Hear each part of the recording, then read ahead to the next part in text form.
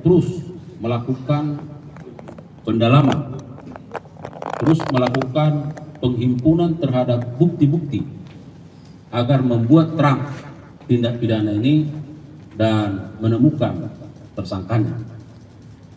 Dan dalam perkara ini setidaknya ada 90 orang saksi yang sudah diperiksa. Oleh karenanya, bagaimana perkembangannya? Kita simak bersama. Direktur Penyidikan akan memberikan penjelasan terkait substansinya. Untuk itu kami persilakan kepada Pak Direktur Penyidikan. Terima kasih Pak Kapolres. Assalamualaikum warahmatullahi wabarakatuh. Waalaikumsalam. Selamat malam bagi kita semua yang saya hormati, teman-teman dari media massa yang hadir pada kesempatan malam hari ini.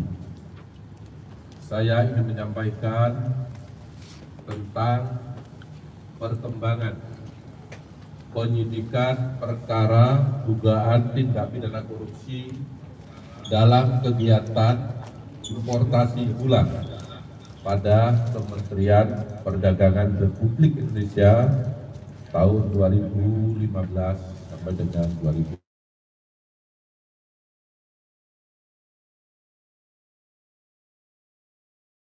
Surat Perintah Penyidikan nomor 53 tanggal 3 Oktober 2023. Adapun kasus tersebut adalah sebagai berikut, bahwa pada tahun 2015 berdasarkan rapat koordinasi antar kementerian,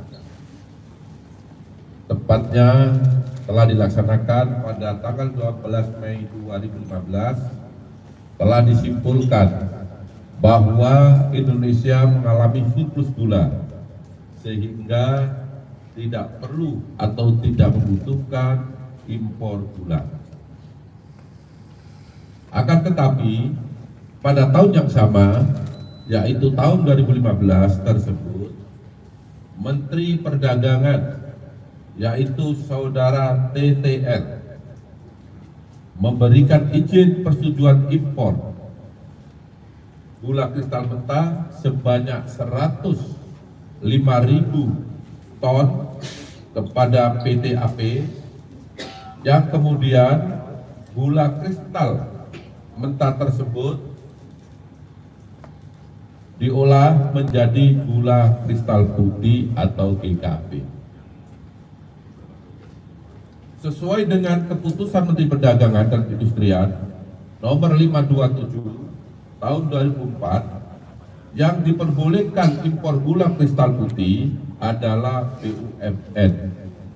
Tetapi berdasarkan persetujuan impor yang telah dikeluarkan oleh tersangka TTL, impor gula tersebut dilakukan oleh PT AP, dan impor gula kristal mentah tersebut tidak melalui rapat koordinasi atau rakor dengan instansi terkait serta tanpa adanya rekomendasi dari Kementerian Perindustrian guna mengetahui kebutuhan real gula di dalam negeri.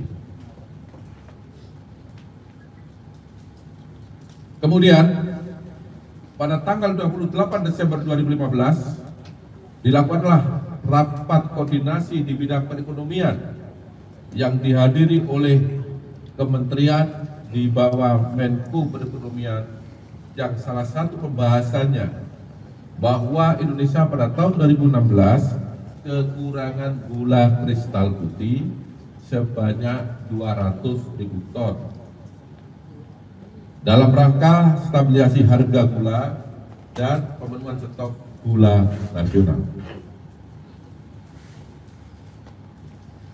Pada bulan November sampai dengan Desember 2015, tersangka CS selaku Direktur Pengembangan Bisnis PT PPI, Perusahaan Perdagangan Indonesia, memerintahkan staf senior manajer bahan pokok PT PPI atas nama P untuk melakukan pertemuan dengan 8 perusahaan swasta yang bergerak di bidang gula, padahal dalam rangka pemenuhan stok dan stabilisasi harga seharusnya diimpor adalah gula kristal putih secara langsung, dan yang dapat melakukan impor tersebut hanya BUMN. Bahwa ke-8 perusahaan swasta yang mengelola gula kristal mentah menjadi gula kristal putih, sebenarnya izin industrinya adalah produsen gula kristal rafinasi yang diperuntukkan untuk industri makanan, minuman, dan farmasi. Setelah ke-8 perusahaan tersebut mengimpor dan mengelola gula kristal mentah menjadi gula kristal putih, selanjutnya PT PPI seolah-olah membeli gula tersebut, padahal senyatanya gula tersebut dijual oleh perusahaan swasta, yaitu 8 perusahaan tersebut, ke pasaran atau ke masyarakat melalui distributor yang terafiliasi dengannya dengan harga 16.000 per kilogram, yaitu harga yang lebih tinggi dari HIT saat itu 13.000, dan tidak dilakukan operasi pasar. Bahwa dari pengadaan dan penjualan GKM yang telah diolah menjadi gula kristal putih tersebut, PT PPI mendapatkan fee dari 8 perusahaan yang mengimpor dan mengelola gula tadi sebesar Rp105 per kilogram.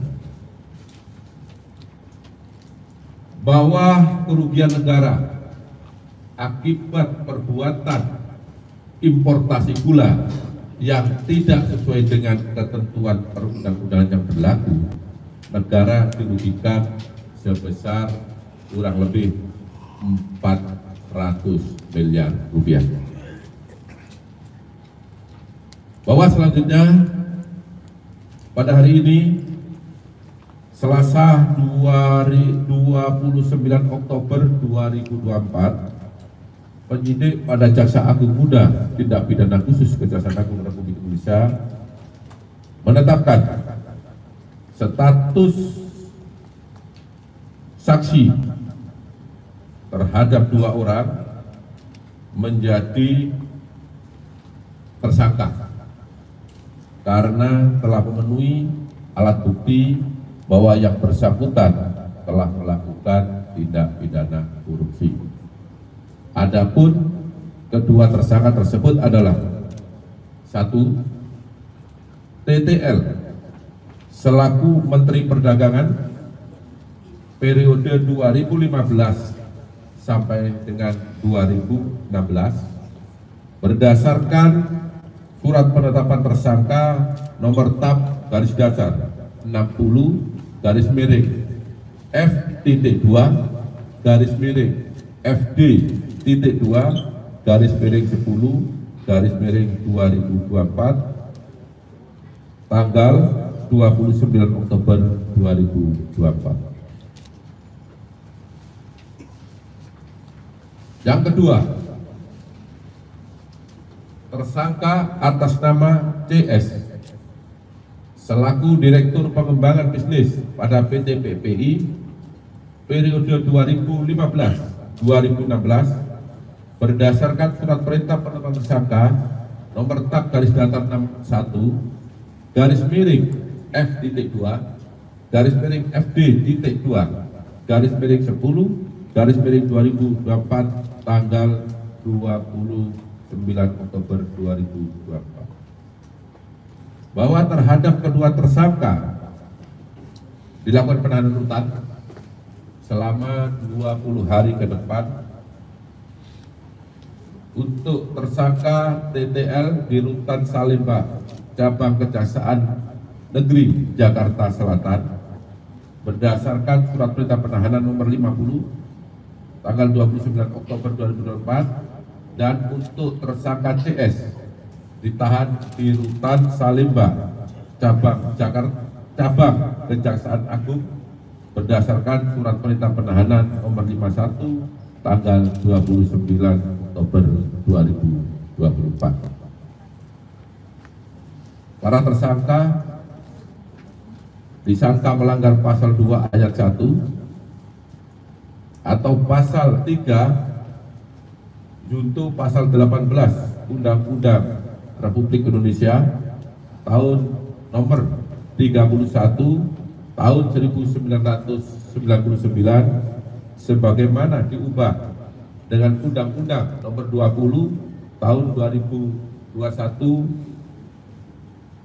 junto Undang-Undang Republik Indonesia nomor 31 tahun 1999 tentang perubahan atas Undang-Undang RI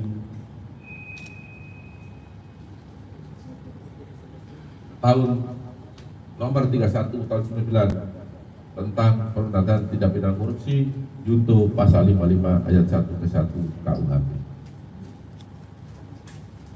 Demikian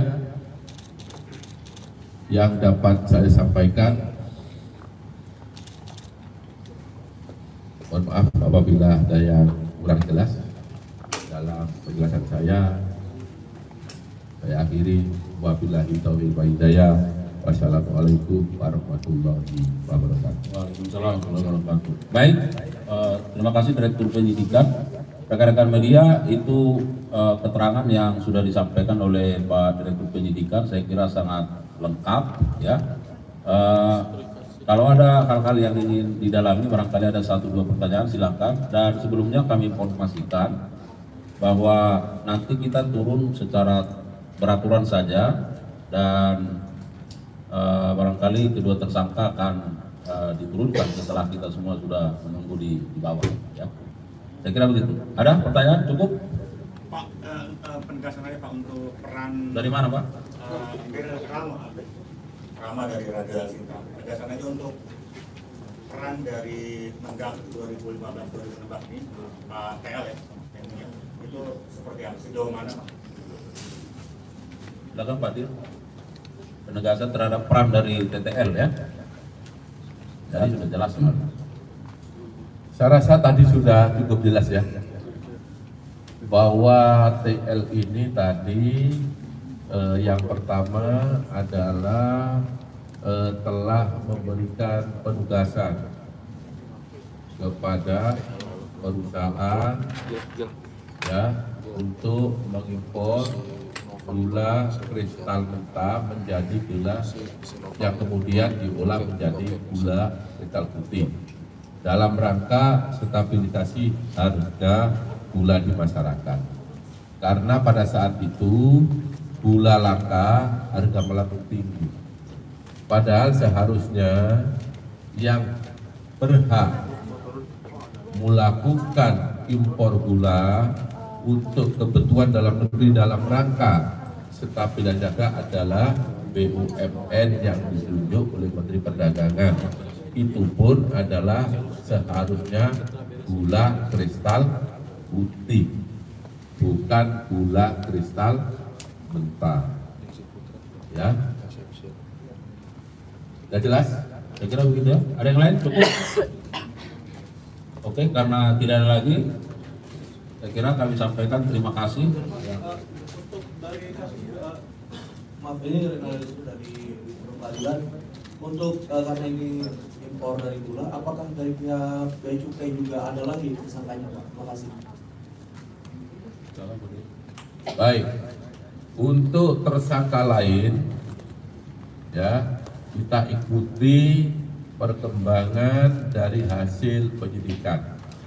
Artinya tidak menutup kemungkinan akan bertambah tersangka lain apabila telah ditemukan bukti yang cukup bahwa yang bersangkutan telah melakukan tindak pidana korupsi. Ya. Pak, satu lagi izin. Alkah dari Media Indonesia. Ini untuk penegasan aja Pak, dari kapan penyidik sudah menyidik kasus ini? mungkin dalam hitungan bulan atau hitungan tahun sudah mendalami kasus ini, dan bagaimana nantinya ketika publik menilai ada politisasi di balik penyidikan ini dan penetapan tersangka TTL ini, bagaimana sikap Kejagung merespon? Terima kasih. Baik, terima kasih pertanyaan yang sangat bagus.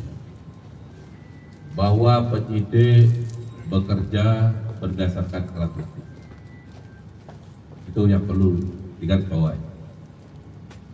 Tidak terkecuali siapapun pelakunya, ketika ditemukan bukti yang cukup, maka penyidik pasti akan menetapkan yang bersangkutan sebagai tersangka. Saya ulangi, tidak memilih atau memilah siapa pelakunya, sepanjang memenuhi alat bukti yang cukup. Terima kasih. Ya. Penyidikan dalam perkara ini sudah cukup lama, sejak Oktober 2023. Jadi kalau dihitung mungkin 1 tahun. Dengan jumlah saksi sekitar 90.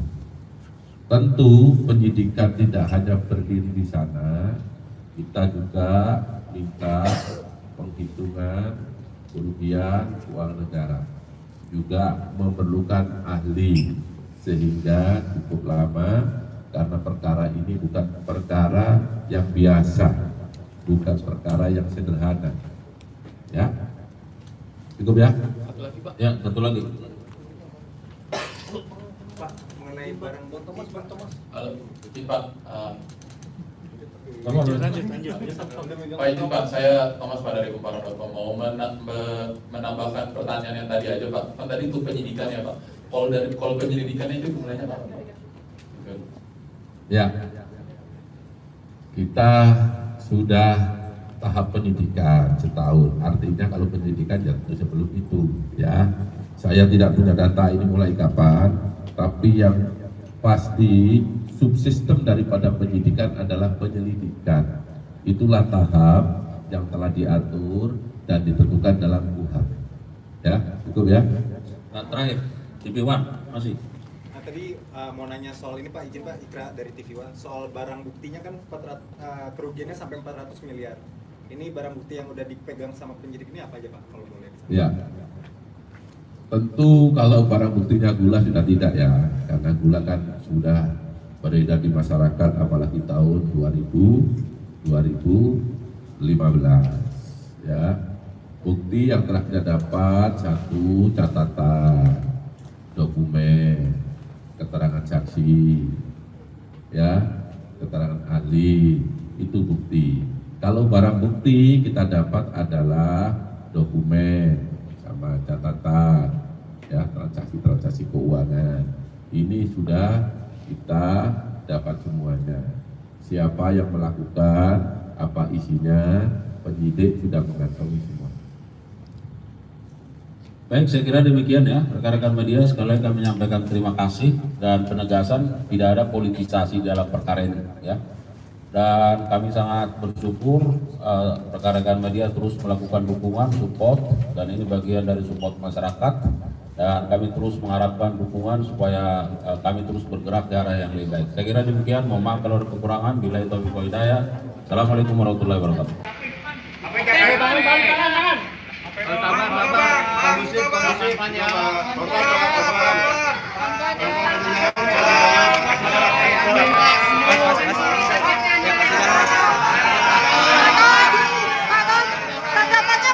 Tanggapannya gimana Pak kasus ini Pak? Ada tanggapan nggak Pak? Pak Tom ada tanggapan nggak Pak? Kasus 8 tahun lalu ini politis nggak Pak? Tanggapan dulu Pak. Pak tanggapannya Pak. Tanggapan dulu. Pak Tom. Pak Pak.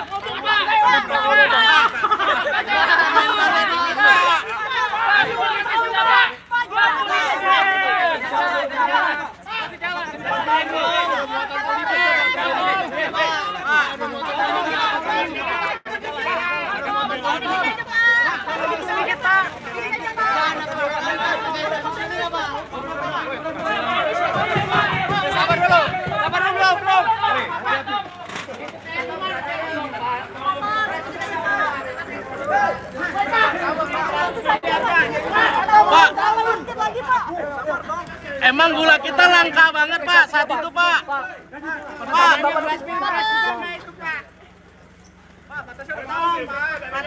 Potong dikit Pak, dikit Pak.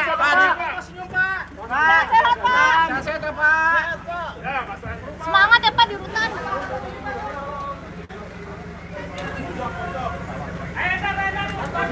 Dia ngomong apa dia? Dadah.